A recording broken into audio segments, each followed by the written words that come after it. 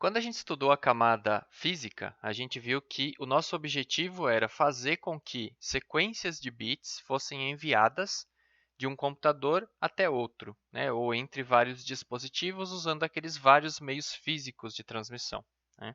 E também aquelas várias técnicas de transmissão. Agora a gente vai ver como que a gente começa a organizar esses bits e identificar se está faltando alguma coisa, se durante a transmissão a gente teve algum tipo de erro, né? Se o envio desses bits ele está sendo muito rápido, se ele está sendo devagar demais, técnicas para a gente poder controlar esse envio, né? Sincronizar um pouco melhor esse envio. Então, a camada de enlace de dados ela está muito ligada à camada física, né? Tanto que no modelo de referência, o TCP/IP, né? Aquela pilha de protocolos, a gente tem eles implementados em uma camada só, né? Então, tanto a camada física e a camada de enlace são implementadas de uma vez só. Então, a camada de enlace de dados ela vai organizar os nossos bits em quadros, ela vai agrupar os nossos bits de forma que a gente possa tratar eles de uma forma um pouco mais organizada e a gente possa verificar se esses agrupamentos de quadros estão chegando no seu destino ou não. Então, como eu falei, ela depende muito da camada física para fazer esse envio e ela assegura que os quadros enviados pela rede serão recebidos com os tratamentos eventuais de erros que forem necessários durante a transmissão. Então, a função principal dessa camada é transferir dados que vão vir da camada de cima, que é a camada número 3, camada de rede. Então, os dados que vêm da camada de rede, ela vai pegar, vai colocar dentro de quadros e vai enviar esses quadros de uma origem até um destino. E daí, quando chegar no destino, ele vai levar esses dados novamente para a camada de cima, que é a camada de rede. Então, a camada de enlace ela é a única camada que é dividida em duas subcamadas. Tá? Isso não significa que o nosso estudo aqui ele vai ser muito mais, vamos dizer assim, o volume de conteúdo dessa camada seja maior por conta dessa divisão, né? Na verdade, não. É só uma forma da gente pensar nessa camada um pouco de duas maneiras independentes. Então, a primeira subcamada que a gente tem é a de controle de enlace lógico, a LLC, que vai fornecer para a gente mecanismos de fazer a multiplexação, ou seja, dividir, é, classificar e dividir fluxos de informação que a gente tem e também fazer o controle de fluxo, tá? Para que a gente possa ter vários protocolos da camada superior coexistindo. Ou seja, no próximo módulo, a gente vai estudar o protocolo IP, né? A gente sabe que o protocolo IP ele tem duas versões, o protocolo IPv4 e o protocolo IPv6, né? Quando a gente chegar lá, vocês vão entender que a gente está num período ainda de transição, né? Em que a gente esgotou os endereçamentos IPv4 e passou a utilizar um endereçamento alternativo, que é o IPv6. Hoje, a gente ainda tem muitos sistemas que operam em IPv4, né? Mas muitos outros que já operam em IPv6 também. Então, como que a gente faz para, nesses fluxos de informações que a gente tem entre vários computadores diferentes, como que a gente faz com que IPv4 e IPv6 possam coexistir sem ter nenhum tipo de sobreposição de informação, algum tipo de interferência de um no outro, né? Como que a gente faz isso? Quem faz isso para a gente é o controle de enlace lógico da camada 2, que é a camada de baixo do IP. Tá? Então, a gente vai ver como que isso funciona.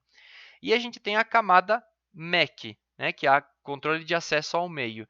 Ela é provedora de acesso a um canal de comunicação, então quer dizer, a gente vai definir como que a gente pode fazer vários computadores diferentes usarem os mesmos meios de comunicação, então os mesmos canais de comunicação, e como que a gente organiza para que uma máquina não transmita ao mesmo tempo que a outra, gerando uma colisão.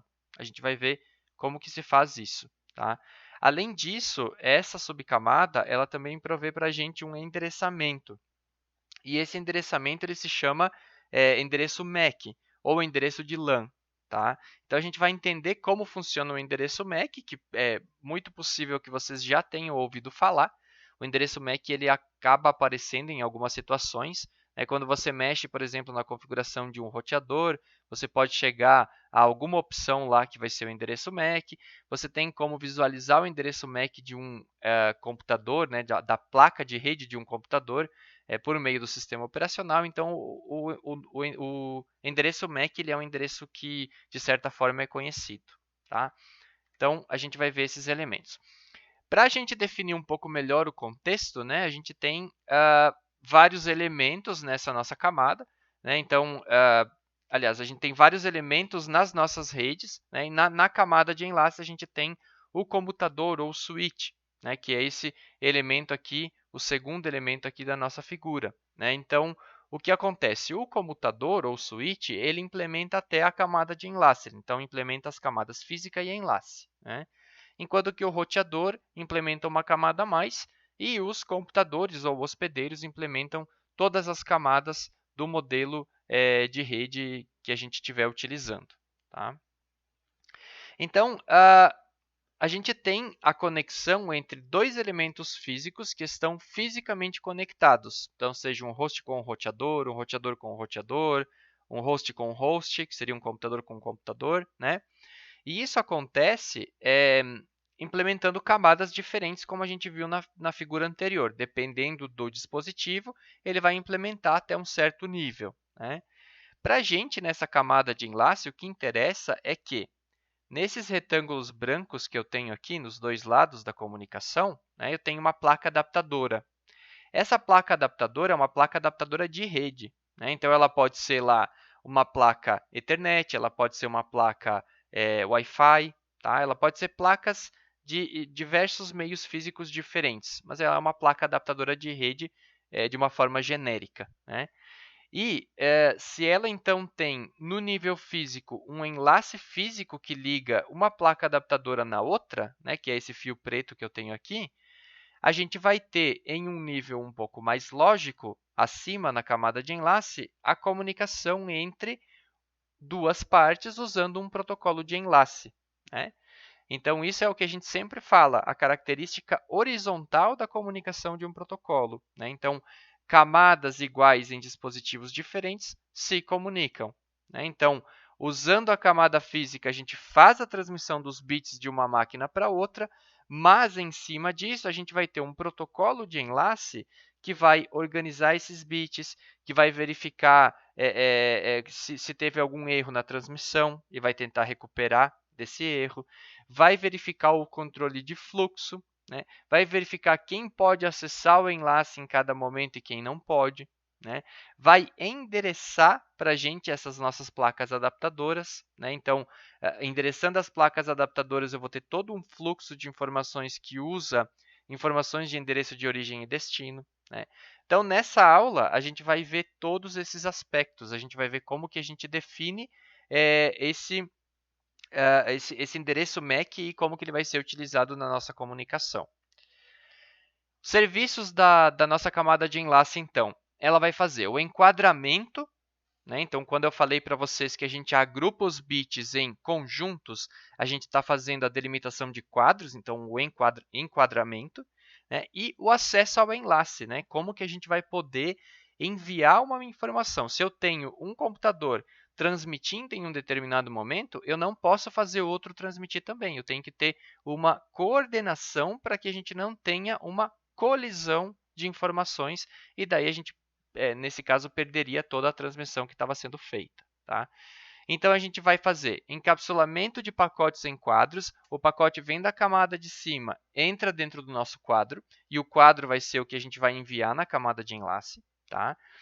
A gente vai implementar acesso ao canal se o meio for compartilhado. Então, essa questão da colisão que eu estava falando para vocês agora. E a gente vai acrescentar endereços físicos que vão ser utilizados no cabeçalho dos nossos quadros. Tá? Então, o quadro, nosso agrupamento de bits, ele vai ser endereçado com um endereço de origem e um endereço de destino. Tá? Então, o quadro tem o endereço de origem e destino, que é o nosso endereço MAC. Entrega confiável é outro serviço da camada de enlace. Então, entrega confiável entre dois equipamentos fisicamente conectados. Tá? Não quer dizer que ela vai ser utilizada sempre, mas ela pode ser utilizada aqui na camada de enlace. Quando que a gente utiliza?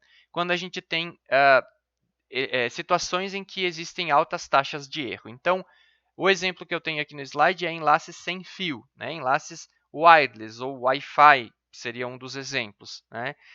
No Wi-Fi, na comunicação sem fio, a gente tem muitas colisões, a gente está mais suscetível a colisões, então tem mais taxas de erro. Né? Ou seja, nesse caso, pode ser interessante utilizar uma entrega confiável entre dois equipamentos. Então, eu posso implementar alguma forma de recuperar em caso de erro, em caso de eu ter alguma colisão, algum tipo de problema.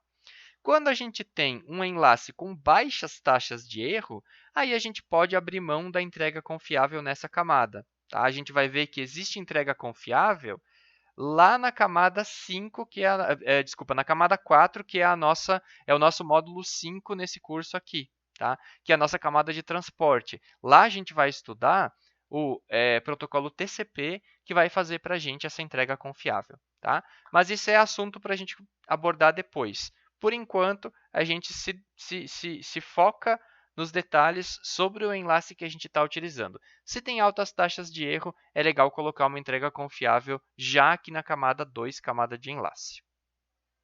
Então, como que a gente faz a delimitação de quadros? Né? Como que a gente define quantos bits eu vou ter num quadro? Como que eu quebro os bits? Porque um computador envia para o outro uma sequência contínua de bits, né? Colocando em termos gerais. Né? A gente tem lá uma sequência de bits que flui de um computador para o outro. Agora, como que a gente vai organizar essas sequências de bits? Né? Ela pode ser grande, essa sequência, ela pode conter erros que a gente não sabe ali no meio. Né? Então, a camada de enlace ela vai ter que detectar e, se for necessário, corrigir erros de transmissão. Então, a gente precisa quebrar essa sequência em bits para a gente poder começar a colocar em cima desses quadros, dessas sequências de bits, algum tipo de avaliação para a gente poder identificar se está faltando alguma coisa ou não. Tá? Então, qual é o problema que aparece aqui para a gente?